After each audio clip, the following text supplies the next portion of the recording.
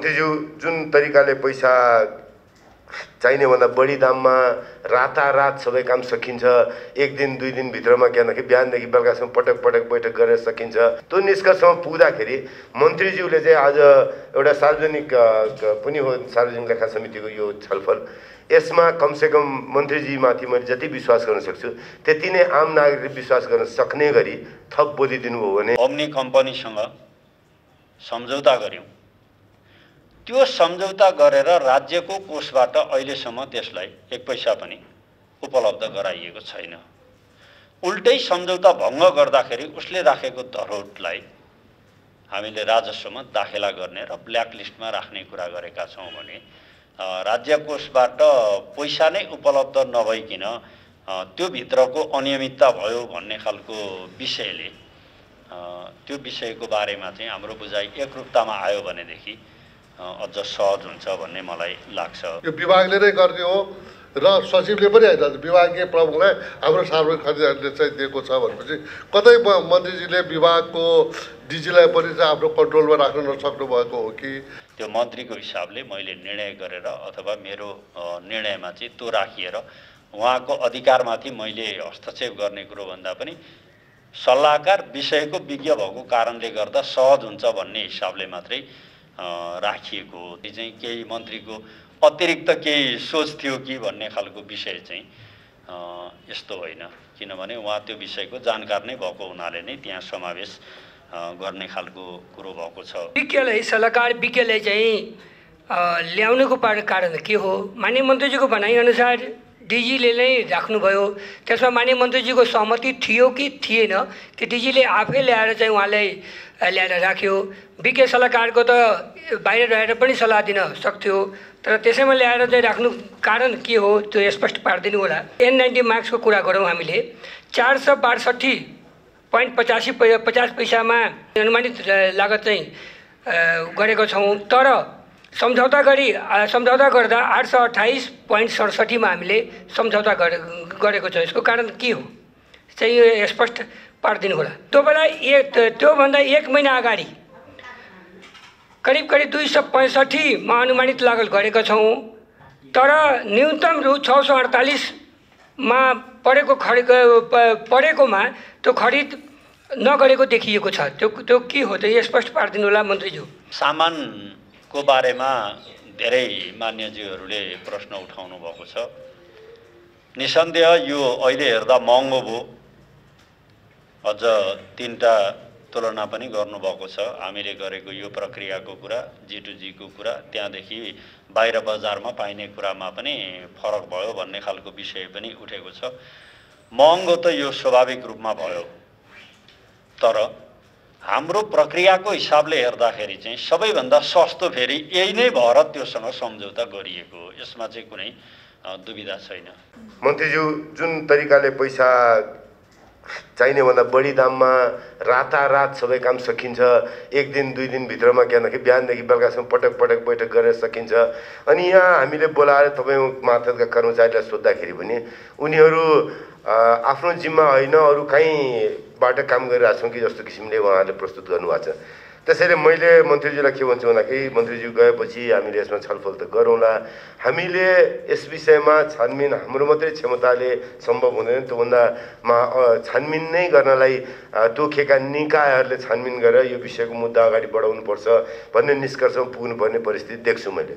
त्यो निष्कर्षमा पुग्दाखेरि मन्त्रीज्यूले चाहिँ आज एउटा सार्वजनिक पनि हो सार्वजनिक लेखा समितिको यो छलफल, यसमा कमसेकम मन्त्रीजीमाथि मैले जति विश्वास गर्न सक्छु त्यति नै आम नागरिकले विश्वास गर्न सक्ने गरी थप बोलिदिनु हो भने समितिलाई पनि जाति हुने थियो र हामीले यस विषयमा अगाडि कारबाही बढाउँदाखेरि पनि कसलाई के कारबाही गर्नुपर्छ भन्ने खालको एउटा इन्डिकेट गरेर लेखा समिति अगाडि बढ्न सक्छ। त्यसमा सोच्ने छलफल गर्ने बाटो बन्थ्यो।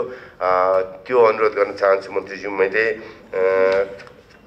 अब अर्को कुरा यति पनि थप के भन्छु भने यो कम्पनीसँग जोडिया मान्छेहरू हेर्दाखेरि कस्तो नि हाम्रो सार्वजनिक जीवन जहाँ सुके पनि यति कि त हामीले गरेको राजनीति, हामीले ल्याएको व्यवस्था, हाम्रो संसद अब काम नलाग्ने भयो भने बस्नुपर्ने अवस्था छ। होइन भने हामीले यी संस्थाहरूमाथि जनताको विश्वास त जोगाइराख्नुपर्छ नि।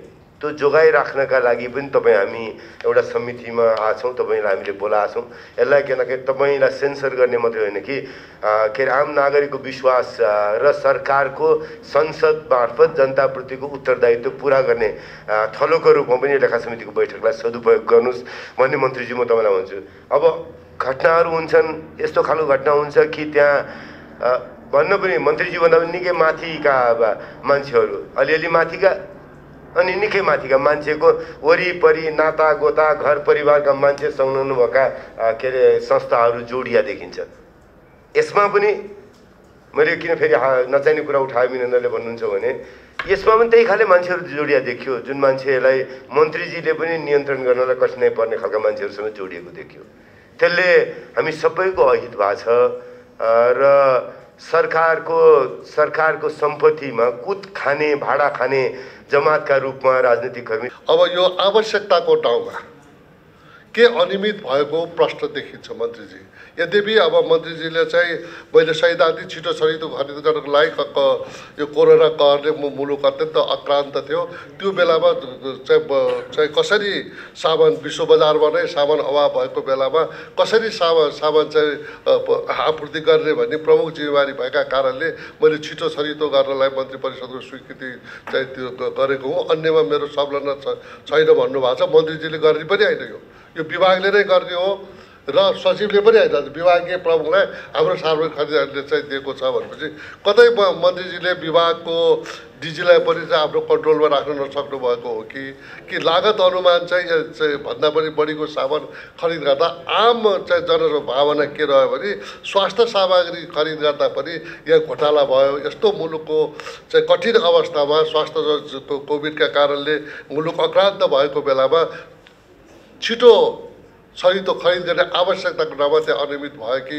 मन्त्रीजीले चाहिँ खास हो त मन्त्रीजीले भनिसक्नुभयो कि सर्वोच्च अदालतमा पनि यसको विचार चाहिँ छ र अख्तियारमा पनि यो चाहिँ प्राइस डिफरेन्स र के अनियमित भ्रष्टाचार भएको छ भन्ने कुरो चाहिँ त्यो एउटा निवेदनका आधारमा त्यहाँ पनि चाहिँ परिसकेको छ मुद्दा भनेको अवस्थामा त्यो अख्तियारले पनि निश्चित रूपले छलफलका चाहिँ उसको चाहिँ अन्तिम किनारामा पुग्ला। तर अहिले हाम्रो चिन्ता भनेको कतै यो चाहिँ परल मूल्य भन्दा पनि कम्पिटेटिभ प्राइस भन्दा पनि धेरैमा खरिद गरेर चाहिँ घोटाला भयो कि भन्ने सार्वजनिक लेखा समितिको मुख्य चासोको कुरा चाहिँ यो हो। छिटो छरितो खरिद गर्नुपर्ने नि आवश्यकता थियो। छिटो छरितो खरिद गर्नका लागि मन्त्री परिषदले पनि छिटो छरितो खरिद गर भन्ने एउटा नीतिगत निर्णय गर्नु पनि आवश्यकता थियो। त्यहाँसम्म कुरा ठिकै थियो। तर छिटो छरितो खरिद गर्नका नाउँमा चाहिँ धेरै चाहिँ यो मूल्य बढी तिर्यो कि र भन्ने कुरो प्रश्न यहाँ चाहिँ फिगरले पनि हामीले खरिद गरेको देखिन्छ। यो डिजीकै चाहिँ यो सार्वजनिक खरिद ऐन अनुसार चाहिँ महानिर्देशककै जुडिसियरीको कुरा हो, अधिकारको कुरा हो भन्दै गर्दा मान्य मन्त्रीजीले चाहिँ त्यसलाई केही कारबाही गरे पनि देखिएन। उसलाई चाहिँ विशेष गरेर चाहिँ यो प्राइस बढी चाहिँ किन भयो भन्ने कुरा खालको कुनै किसिमको बजारमा पनि आएर र निश्चित रूपले हामीले चाहिँ जुन कागजपत्र प्राप्त गरेका छौँ त्यसमा पनि नदेखेको अवस्था भएका कारणले मेरो मान्य मन्त्रीसँग जिज्ञासा चाहिँ यो कम्पिटेटिभ प्राइस रहेन, त्यसमा मान्य मन्त्रीजीले स्वीकार्नुहुन्छ कि स्वीकार्नुहुन्न कि बजारको लागत मूल्यभन्दा बढीमा किनेको देखियो र अहिले मेन कन्सर्न भनेको चाहिँ धेरै मूल्यमा किन्यो भन्ने मात्रै कन्सर्न हो। त्यसमा मान्य मन्त्रीजीलाई मेरो त्यो प्रश्न छ। खास गरेर यो खरिद प्रक्रिया चाहिँ अब सबै मन्त्रालयमा एउटा आफ्नो शाखा हुन्छ, त्यो शाखाले गर्छ र सार्वजनिक खरिद नियमावलीले पनि त्यो स्पष्ट गरेको छ। तर पनि त्यो खरिद प्रक्रियामा यो विज्ञलाई सल्लाहकार विज्ञलाई चाहिँ ल्याउनुको कारण के हो? माननीय मन्त्रीजीको भनाइअनुसार डिजीले नै राख्नुभयो, त्यसमा माननीय मन्त्रीजीको सहमति थियो कि थिएन कि डिजीले आफै ल्याएर चाहिँ उहाँलाई ल्याएर राख्यो? विज्ञ सल्लाहकारको त बाहिर रहेर पनि सल्लाह दिन सक्थ्यो, तर त्यसैमा ल्याएर चाहिँ राख्नु कारण के हो त्यो स्पष्ट पारिदिनु होला।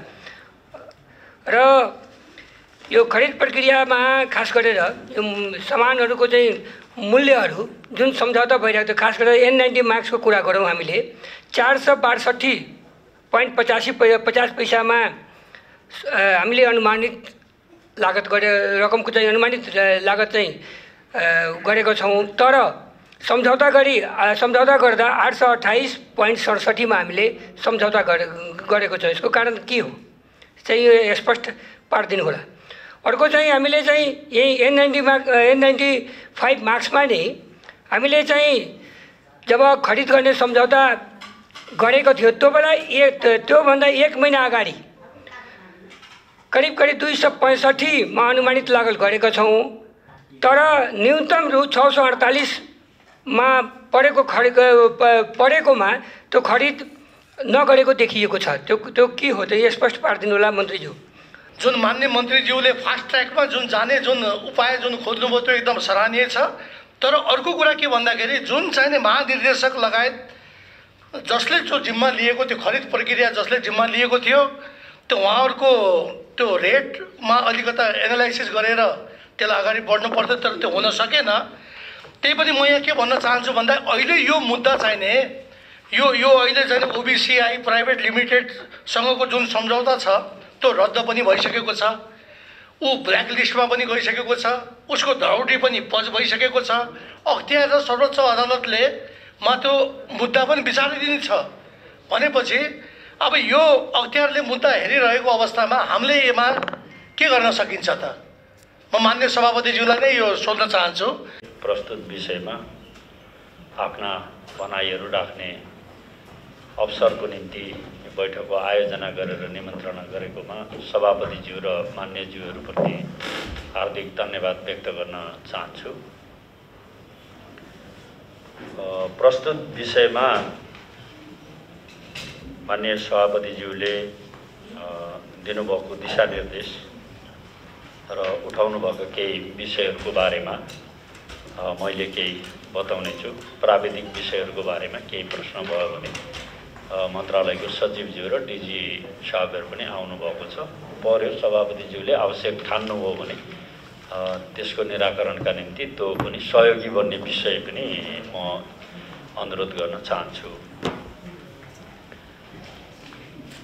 कोरोना महामारी रोकथाम र नियन्त्रण गर्नको निम्ति नेपाल सरकारको तर्फबाट चैत्र 9 गते मन्त्री परिषदको निर्णय भई स्वास्थ्य सामग्रीहरू र अरू व्यवस्थापन गर्ने विषयमा निर्णय भएको र त्यो निर्णयको आधारमा चैत्र 11 गते उच्च स्तरीय समन्वय समितिको बैठक बसी त्यो बैठकले निर्णय गरेर त्यो दिएको निर्णयको कार्यान्वयन गर्ने सन्दर्भमा नै 12 गतेका कार्यक्रमहरू सम्पन्न भएको बिहोरा म सभापतिज्यू मार्फत सम्पूर्ण मान्यज्यूहरूलाई हार्दिक आग्रह गर्न चाहन्छु।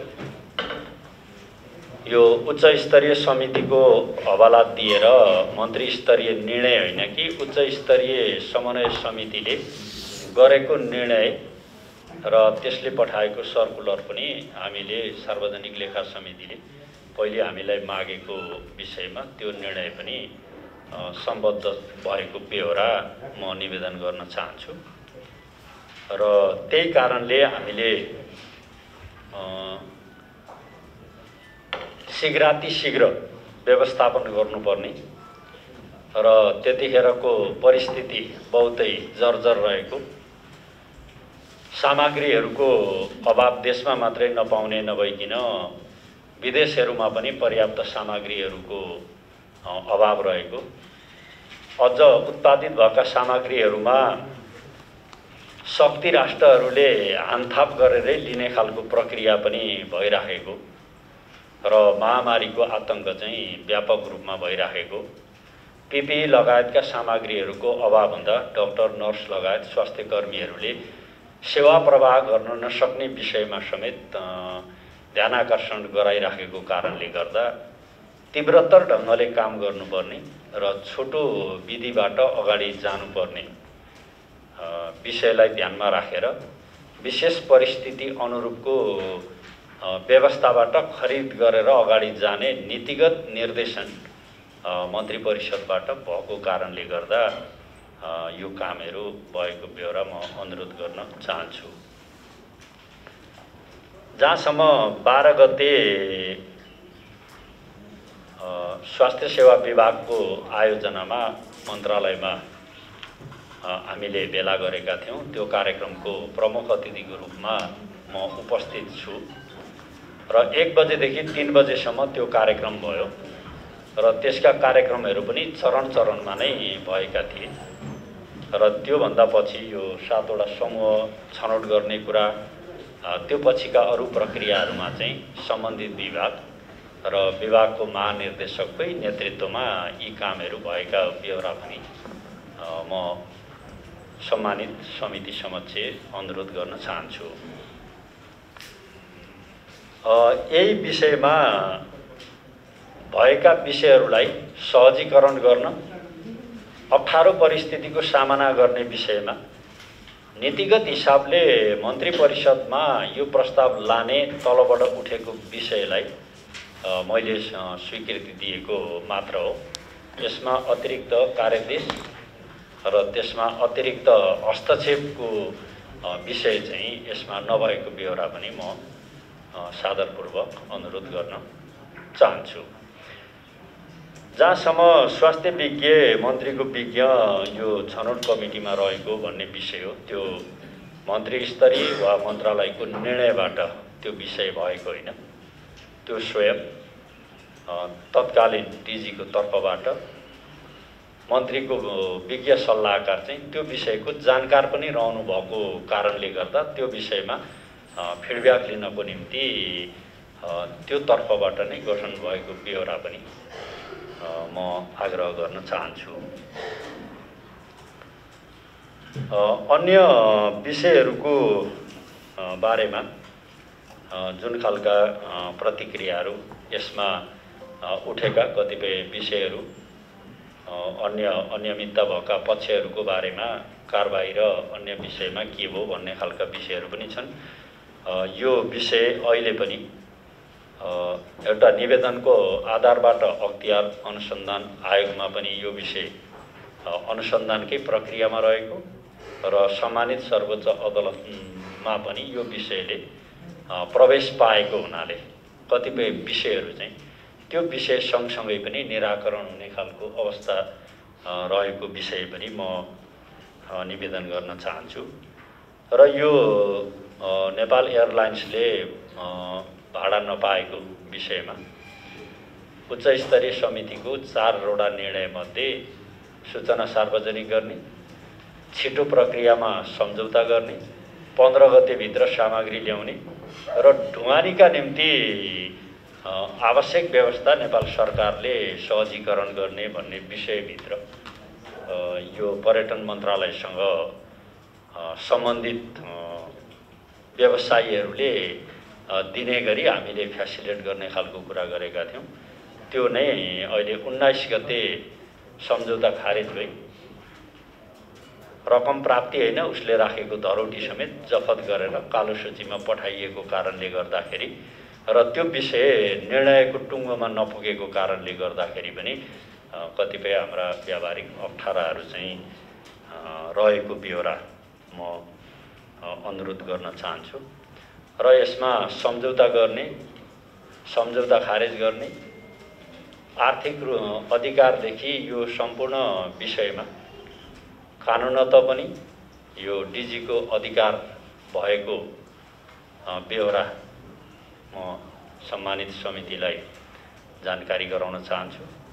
र यो 19 गते स्वयं डिजीले यो सम्झौता एकपक्षीय ढङ्गले खारेज गर्नुभएको कारणले पनि कानुनत यो विषय त्यहीसँग सम्बन्धित हो भन्ने कुरा छ र यसमा परिस्थिति गम्भीर, अप्ठ्यारो, सामग्रीहरूको अभावमा भयावह हुन सक्ने स्थितिलाई मध्यनजर राखेर छिटो छरितो गर्ने विषयमा सहजीकरण गर्नको निम्ति मन्त्री परिषदमा प्रस्ताव लाने विषयमा मन्त्रीको हैसियतले मैले सहमति जनाएको थिएँ र यो विषय मन्त्री परिषदमा मन्त्रालयको तर्फबाट हामीले उठाएपछि मन्त्रीको हैसियतले क्याबिनेटमा मैले यो विषय उठाउँदा मन्त्री परिषदले विशेष परिस्थितिमा सामग्री खरिद गर्ने निर्णय पहिले नै गरिसकिएको, त्यसकारणले नीतिगत निर्देशन अथवा नीतिगत अप्ठ्यारो मन्त्री परिषदले पहिले फुकाइसकेको, बाँकी काम गर्ने सम्पूर्ण अधिकार डिजीको भएको हुनाले यो विषय चाहिँ यहाँ छलफल गरेर निर्णय गरिरहनु पर्ने नभएको बेहोरा मौखिक रूपमा जानकारी प्राप्त भयो। त्यस कारणले गर्दा यो विषय निर्णित रूपमा यहाँ चाहिँ आउन सकेन, किनभने नीतिगत हिसाबमा त्यो निर्देशन प्राप्त भएको, बाँकी मन्त्री परिषदले त्यहाँ प्रवेश गर्दाखेरि चाहिँ उसको अधिकार क्षेत्रभित्र प्रवेश नगर्नु राम्रो हुन्छ भन्ने कारणले गर्दा यो कारणले भएको हो। र यसमा एज ए मन्त्रीको हिसाबले, मन्त्रालयमा मैले नेतृत्व गरेको हिसाबले यो आर्थिक र अन्य विषयसँग सरोकार राख्ने, त्यसलाई प्रभावित गर्ने खालको विषयमा मेरो संलग्नता नरहेको र महामारीका विरुद्ध सहजीकरण गर्ने खालको सन्दर्भमा नीतिगत रूपमा मन्त्री परिषदमा फाइल अथवा प्रस्ताव पठाउने खालको विषयमा चाहिँ मन्त्रीको हिसाबले मैले सहमति जनाएको छु। प्रारम्भिक रूपमा अनि सभापति महोदय म यति आग्रह गर्न चाहन्छु, संसारमा प्रत्येक 100 वर्षमा एउटा एकदम भयङ्करका महामारीहरू आयो। यो अहिलेको महामारी पनि एउटा नयाँ ढङ्गले ठुलो विश्वलाई हल्लाउने खालको महामारी आयो। संयोगले मैले स्वास्थ्य मन्त्रालयको नेतृत्व गरेको बेला यो महामारीका विरुद्ध लड्नुपर्ने, यसको अगुवाई गर्नुपर्ने जिम्मेवारी मेरो काँधमा थियो। कोभिड-19सँग लड्नको निम्ति विश्वका कुनै राष्ट्रहरूसँग पनि नयाँ खालका अनुभवहरू थिएनन्। सिक्दै सिकाउँदै त्यसको सामना गर्दै जानुपर्ने खालको एउटा बाध्यकारी स्थितिमा हामी थियौँ। समय र परिस्थितिको दबाव 3 करोड नेपाली जनताको भविष्यलाई कसरी धेरै सुरक्षित गर्न सकिन्छ भन्ने ध्येयका साथ इमानदार प्रयत्नमा जुटेर यसको सामना गरौँ भन्ने उद्देश्यले नै म निष्ठापूर्वक क्रियाशील रहेको बेहोरा यस सम्मानित सदनमा, समितिमा व्यक्त गर्न चाहन्छु। माननीय सभापतिज्यूले उठाउनु भएको सुरुमा पनि पछाडि पनि यो सार्वजनिक खरिद अनुगमन कार्यालयको जुन रिपोर्टले औल्याएको विषयको बारेमा अहिलेसम्म म औपचारिक रूपमा जानकार छैन। त्यसले गर्दा त्यसले औल्याएका विषयहरू पनि हामीले प्राप्त गर्यौं भने थप ती विषयलाई सुधार्नका निम्ति किटानी भएका व्यवस्थाहरूलाई कार्यान्वयन गर्ने कुरामा एज ए मन्त्रीको हिसाबले मन्त्रालयको तर्फबाट मेरो सकारात्मक सहयोग नै रहने विश्वास म समिति समक्ष व्यक्त गर्न चाहन्छु। जहाँसम्म यो प्रतिनिधिमूलक ढङ्गले मान्यज्यूहरूले धेरै विषयहरू उठाइदिनु भएको छ, कयौं विषयहरूले हामी चैत महिनातिरै पुग्ने खालको स्थिति पनि बनेको छ। मान्यज्यूहरूले उठाइदिनु भयो। हामीले प्लेन सहजीकरण गरेरै पठायौं। पहिले सुरु गर्दाखेरि त्यसले धेरै क्विन्टल लिएर आउने कुरा थियो, तर आउँदाखेरि त्यसले करिब 14 क्विन्टल जति मात्रै सामग्री पहिलो लटमा लिएर आयो। त्योभन्दा पछि प्राइभेट सेक्टरका 2टा पनि गए, तिनीहरूले पनि ठुलै मात्रामा सामग्री आयो भने कम्तीमा जसले ल्याए पनि राहत सहयोग प्राप्त गर्छ भन्ने कुरा थियो। तर ती 2टैले एउटाले 12 एउटाले 8 टन मात्रै सामान लिएर आउने खालको स्थितिले सम्बन्धित ठाउँबाट सामान प्राप्त गर्ने कुरा अथवा ती लाग्ने व्यक्तिहरूले जुन व्यवस्थापन गर्नुपर्ने हो त्यो पनि त्यति सजिलो थिएन भन्ने खालको विषयलाई चाहिँ यो प्रसङ्ग म यहाँनेर स्मरण गर्न चाहन्छु। सामानको बारेमा धेरै मान्यज्यूहरूले प्रश्न उठाउनु भएको छ। निसन्देह यो अहिले हेर्दा महँगो भयो। अझ 3टा तुलना पनि गर्नुभएको छ। हामीले गरेको यो प्रक्रियाको कुरा, G2G को कुरा, त्यहाँदेखि बाहिर बजारमा पाइने कुरामा पनि फरक भयो भन्ने खालको विषय पनि उठेको छ। महँगो त यो स्वाभाविक रूपमा भयो, तर हाम्रो प्रक्रियाको हिसाबले हेर्दाखेरि चाहिँ सबैभन्दा सस्तो फेरि यही नै भएर त्योसँग सम्झौता गरिएको हो। यसमा चाहिँ कुनै दुविधा छैन, किनभने दुईटाले दिएको मध्ये नेगोसिएसन गर्दा सबैभन्दा कम यो भएको हुनाले वैधानिक हिसाबको बाटोबाट हेर्दाखेरि सबैभन्दा सस्तोलाई हामीले दियौँ।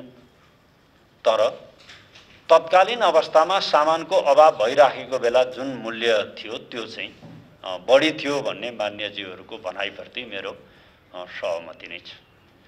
त्यस्ता र त्यो गुणस्तरसँग कतिपय विषयहरू जोडिएर नै हामीले 3 चरणमा ल्याउने भनेको सम्झौता पनि पछि महानिर्देशकले 19 गते त्यसलाई खारेज गर्नु भएको छ। अब यसमा जनस्तरमा र अन्य क्षेत्रमा जुन यो खरिदको विषयमा अनियमितता भयो अथवा भ्रष्टाचार भयो भन्ने खालको विषय पनि जनमानसमा अथवा सर्वत्र छ भन्ने खालको मान्यज्यूहरूको विषयमा यो महँगो भएको अभाव भएको कारणले पनि यो विषयमा त्यो प्रश्न त छँदैछ। तर यति चाहिँ हामी सबै स्पष्ट हुन जरुरी छ कि हामीले जुन ओम्नी कम्पनीसँग सम्झौता गर्यौं त्यो सम्झौता गरेर राज्यको कोषबाट अहिलेसम्म त्यसलाई 1 पैसा पनि उपलब्ध गराइएको छैन। उल्टै सम्झौता भङ्ग गर्दाखेरि उसले राखेको धरोहरलाई हामीले राजस्वमा दाखिला गर्ने र ब्ल्याकलिस्टमा राख्ने कुरा गरेका छौँ भने राज्य कोषबाट पैसा नै उपलब्ध नभइकिन त्यो भित्रको अनियमितता भयो भन्ने खालको विषयले त्यो विषयको बारेमा चाहिँ हाम्रो बुझाइ एकरूपतामा आयो भनेदेखि अझ सहज हुन्छ भन्ने मलाई लाग्छ। विज्ञ सल्लाहकारको बारेमा मान्यज्यूहरूले भन्नुभएको जुन विषय छ मैले अघि पनि भने उहाँ मन्त्रीको हिसाबले मेरो विज्ञ त हुँदै हुनुहुन्छ, तर विषयको पनि विज्ञ भएको हुनाले त्यो महानिर्देशकज्यूले बनाएको टिममा उहाँलाई राखिएको मन्त्रालयकै अर्को 12औं तहको साथीलाई पनि त्यसमा समावेश गर्नुभएको थियो ताकि त्यो कम्पेयर गर्ने कुरामा अथवा त्यसको बारेमा सहज पुग्छ भन्ने हिसाबमा हो। त्यो मन्त्रीको हिसाबले मैले निर्णय गरेर अथवा मेरो निर्णयमा चाहिँ त्यो राखिएर उहाँको अधिकारमाथि मैले हस्तक्षेप गर्ने कुरो भन्दा पनि सल्लाहकार विषयको विज्ञ भएको कारणले गर्दा सहज हुन्छ भन्ने हिसाबले मात्रै राखिएको हो। त्यसले गर्दा यो विज्ञ त्यहाँ राखिएको कारणले गर्दाखेरि चाहिँ केही मन्त्रीको अतिरिक्त केही सोच थियो कि भन्ने खालको विषय चाहिँ यस्तो होइन, किनभने उहाँ त्यो विषयको जानकार नै भएको हुनाले नै त्यहाँ समावेश गर्ने खालको कुरो भएको छ।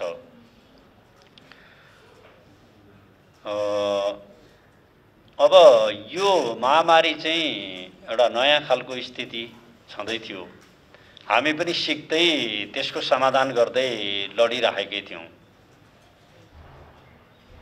कोरोना आउनुभन्दा र कोरोना आइसके पछाडिको स्थितिमा तपाईँ हाम्रै अनुभूति पनि मलाई लाग्छ यी पनि धेरै मान्यज्यूहरू सङ्क्रमित भएर निको भएर आउनुभएको मान्यहरू पनि हुनुहुन्छ। युद्ध जितेर आउनुभएको साथीहरूलाई सोद्धा त्यसको एक खालको निष्कर्ष हुन्छ, तर बिरामी हुनुभन्दा अगाडि कोरोनाको आतंकले जति हामी आतंकित थियौँ त्यति सायद बिरामी हुँदा पनि मान्यज्यूहरूले त्यो खालको आतंक फिल गर्नु भएन कि भने हामी त्यो चरणमा हुँदाखेरि सामग्री नहुँदा एकातिर अब अस्पतालमा सेवै प्रवाह बन्द हुन्छ कि जनमानसलाई कसरी आश्वस्त गराउने कसरी विश्वस्त गराउने त्यो भइहाल्यो भने त्यसको निदान कसरी गर्ने भन्ने विषयले गर्दाखेरि हामीले चाहिँ अलि बढी यसमा सक्रिय हुनुपर्ने खालको परिस्थिति बन्यो।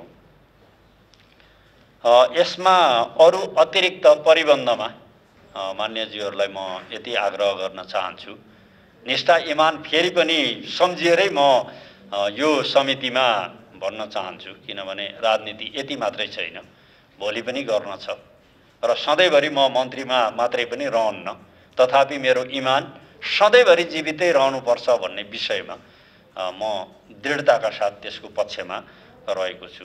त्यसले गर्दा काम गर्दा मेसिनरीहरू विभिन्न कारणहरूका अनुभवहरूका अभावको कारणले पर्न गएको असुविधा वा त्यो कारणले उत्पन्न भएका प्रश्नहरूको जवाफ एउटा भयो, तर नियतसँग जोडिएर वा अरूको परिबन्धमा पर्ने खालको विषयबाट चाहिँ म मुक्त नै छु। मान्यज्यूहरूलाई म यति आग्रह गर्न चाहन्छु।